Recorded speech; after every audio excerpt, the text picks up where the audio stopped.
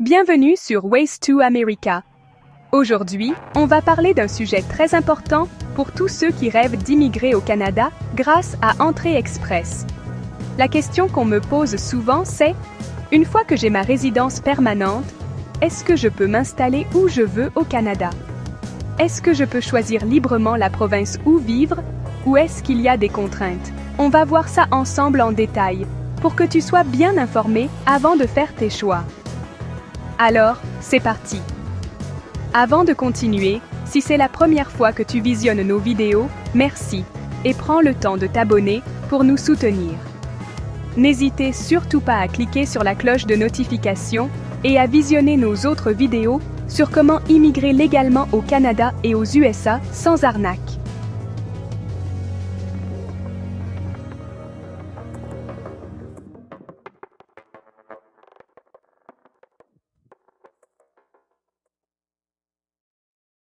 Avant d'aborder la question du lieu d'installation, il faut comprendre rapidement ce qu'est Entrée Express. Entrée Express, c'est le système en ligne du gouvernement canadien qui gère les demandes de résidence permanente pour certains profils d'immigrants. Il y a principalement 3 programmes fédéraux dans Entrée Express. Le programme des travailleurs qualifiés, fédéral, le programme des métiers spécialisés et le programme de l'expérience canadienne. Mais il y a aussi un 4e, le programme des candidats des provinces, appelé PCP.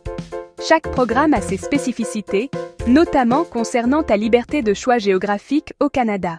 Si tu obtiens ta résidence permanente via un des programmes fédéraux, c'est-à-dire les travailleurs qualifiés, les métiers spécialisés ou l'expérience canadienne, tu as une grande liberté. Qu'est-ce que cela veut dire? Cela veut dire que, dès que tu arrives au Canada avec ton statut de résident permanent, tu peux t'installer où tu le souhaites. Montréal, Toronto, Vancouver, Calgary ou même dans des villes plus petites comme Québec, Halifax ou Winnipeg. Cette liberté est très importante car elle te permet de choisir ta province en fonction de plusieurs critères. Ton emploi, ton réseau social, le coût de la vie, le climat, ou encore la qualité des services et des écoles, si tu as une famille. Par exemple, si tu es un ingénieur et que tu obtiens ta résidence permanente via le programme des travailleurs qualifiés, tu peux choisir d'aller travailler à Vancouver parce que tu préfères le climat doux, ou à Toronto si tu y trouves plus d'opportunités dans ton domaine. Il n'y a pas d'obligation légale de rester dans une province précise, ce qui est un avantage pour beaucoup d'immigrants. Maintenant, parlons du programme des candidats des provinces, souvent appelé PCP. Ce programme est différent, car chaque province ou territoire peut sélectionner des immigrants selon ses besoins spécifiques en main-d'œuvre. Comment ça marche? Par exemple, si tu as une profession recherchée en Saskatchewan ou au Manitoba, ces provinces peuvent te nommer officiellement. Cette nomination te donne un bonus de points dans le système Entrée Express, ce qui facilite grandement l'obtention de la résidence permanente. Mais voici l'élément crucial. Quand une province te nomme, tu t'engages à t'installer et vivre dans cette province. Pourquoi? Parce que la province investit du temps et des ressources pour attirer des immigrants qui contribueront à son économie locale. Quelles sont les conséquences si tu ne respectes pas cet engagement?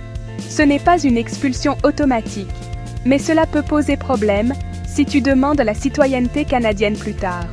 Le gouvernement fédéral et les provinces communiquent entre eux et peuvent considérer ce non-respect comme une violation de l'intention d'installation.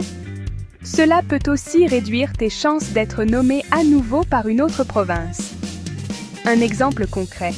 Si tu es nommé par la Colombie-Britannique et que tu arrives au Canada, mais que tu décides de t'installer immédiatement à Montréal, cela va à l'encontre de l'engagement que tu as pris avec la province. Ce n'est pas illégal, mais ce n'est pas recommandé et ça peut compliquer tes démarches futures. Tu te demandes peut-être pourquoi les provinces demandent cet engagement? C'est simple, les provinces ont des besoins économiques spécifiques, souvent liés à des pénuries de main-d'œuvre dans certains secteurs. En attirant des immigrants avec une formation ou une expérience particulière, elles comptent sur leur contribution pour développer leur économie locale, créer des emplois et renforcer leur communauté. L'engagement d'installation garantit que l'investissement fait dans la sélection de l'immigrant porte ses fruits pour la province. Pour résumer, programme travailleur qualifié fédéral, libre de choisir n'importe quelle province.